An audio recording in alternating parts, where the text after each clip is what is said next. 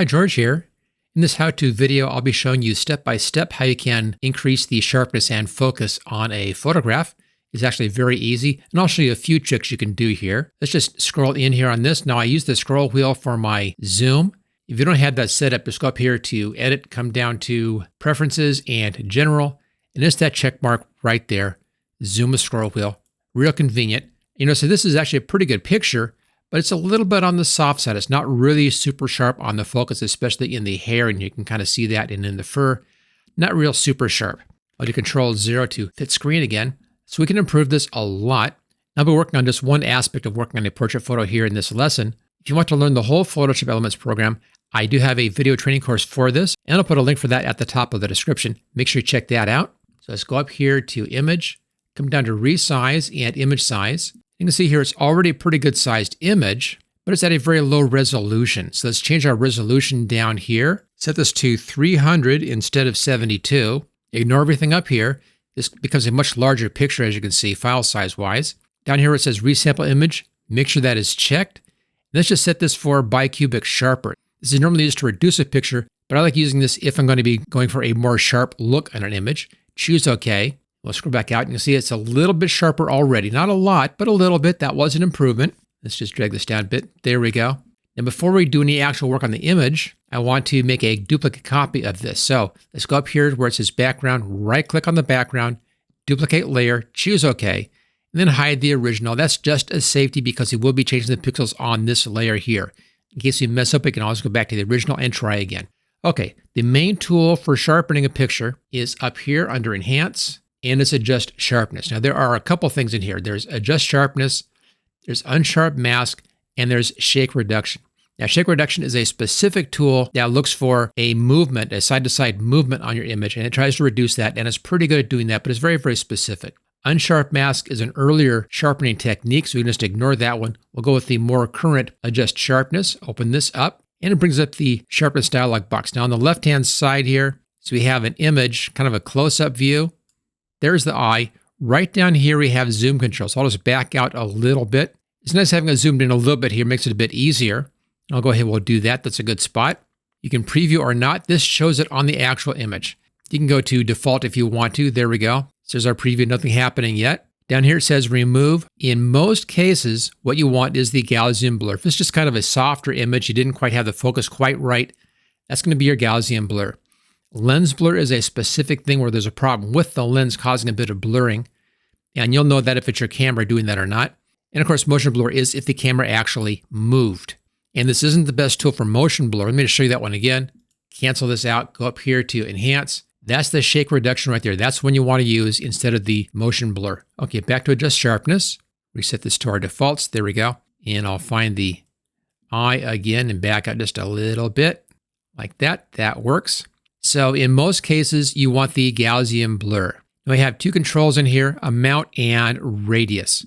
Either one of these will give you more of an unblurring effect, but you find that radius gives you more of an effect if you move just the controller.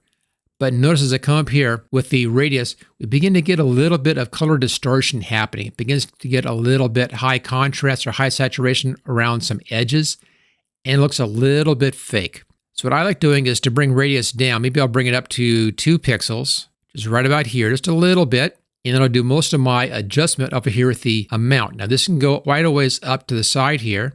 And if I preview it and not right here, here's without and here's with, you can see we already have quite a good improvement on that. Now let's come down and boost the radius a little bit. And there it's a lot sharper.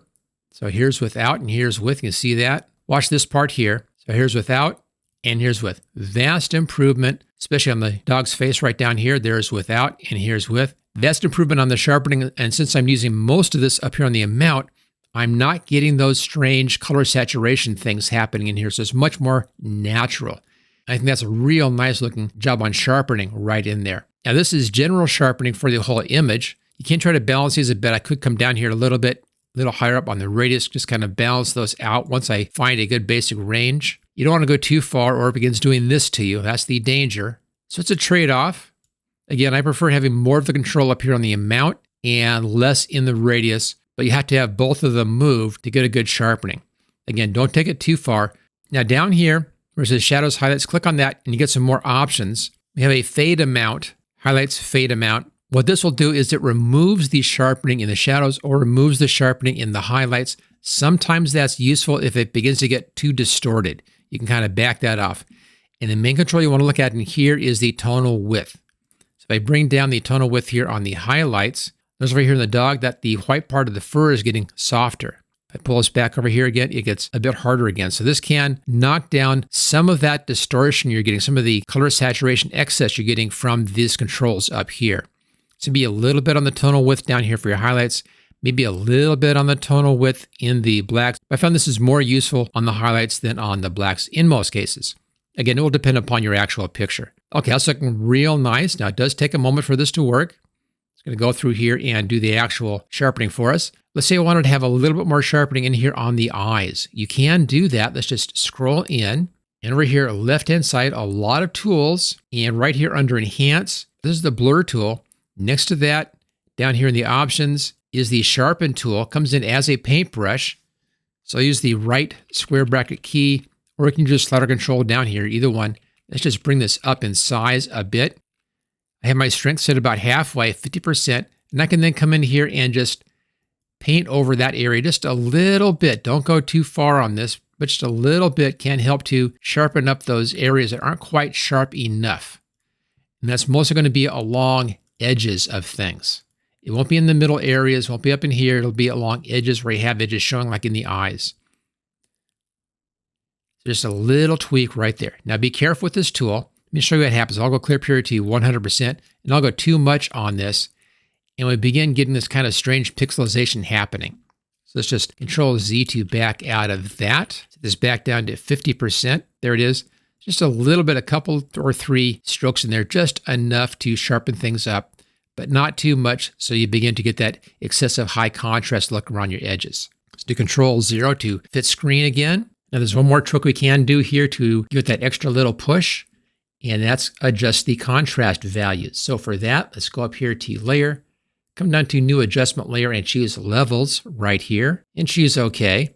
The basic idea here is you pull these sides in. Pull the left to make sure dark's a little bit darker. Pull the right in, make sure light's a little bit lighter. And this uses to carefully control the amount of contrast. The mid-tone here is controlled this way, so you can find a nice mid-tone value. Being just a little bit more contrasty really helps on pushing that whole sharpness look. Here it is without that contrast boost. Here it is with the contrast boost. Notice how the sharpness really begins to pop once we take care of this little control here. So again, very easy adjustment, and I do this on all of my images. I give them just a little bit more contrast here with the levels control. Now the reason why I'm doing that as an adjustment layer and not up here under Enhance, Adjust Lighting, is that with an adjustment layer, I can double click on this icon and bring the control back up again and make adjustments or fine tune this just like that. I think right about there is looking pretty darn perfect. And let's see how the whole thing has worked out. I'll make a new copy of the background, duplicate layer, choose OK. Let's take this and drag this up to the top. So here's what we began with, and here's our new finish. And I think you'll agree, a remarkable improvement here on the sharpness of the photograph. If you want to learn more tricks like this, I have a complete training course for Photoshop Elements, and I'll put a link for that at the top of the description. If you enjoyed this video, make sure you hit that thumbs up. Also, make sure you subscribe so you don't miss any videos in the future. I'm doing new videos every single week, and I'll see you next time.